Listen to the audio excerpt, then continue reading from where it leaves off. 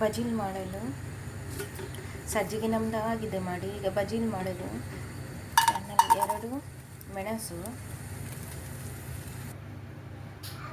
ಕೊತ್ತಂಬರಿ 2 ಸ್ಪೂನ್,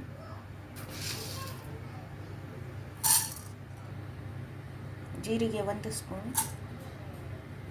ಕರಿಬೇವಿನ ಸೊಪ್ಪು. ಇದನ್ನು ಚೆನ್ನಾಗಿ ಹುರಿಯಿರಿ. ಇದು ಹುರಿದಿದೆ, ಇದರ ಮಿಕ್ಸಿಗೆ ಹಾಕಿ ಈಗ ಗ್ರೈಂಡ್ ಮಾಡುವ. ಇದನ್ನು ಈಗ ಹುಡಿ ಮಾಡುವ.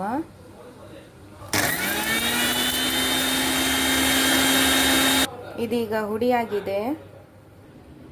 ಈಗ ಬೌಲ್ನಲ್ಲಿ ಕಾಯಿ ತುರಿ ತಗೊಳ್ಳಿ, ಇದಕ್ಕೆ ಬೆಲ್ಲ ಸೇರಿಸುವ.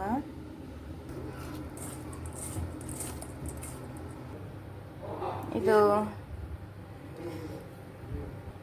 ಬೆಲ್ಲದೊಂದಿಗೆ ಮಿಶ್ರಣ ಮಾಡಿ ಆಗಿದೆ.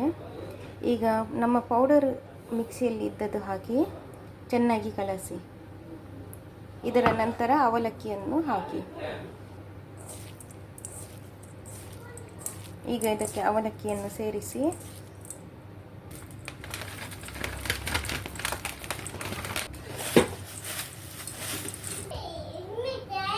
ಈಗ ಒಗ್ಗರಣೆಗೆ ತುಪ್ಪ ಹಾಕಿದ್ದೇನೆ, ಸಾಸಿವೆ, ಕರಿಬೇವಿನ ಸೊಪ್ಪು,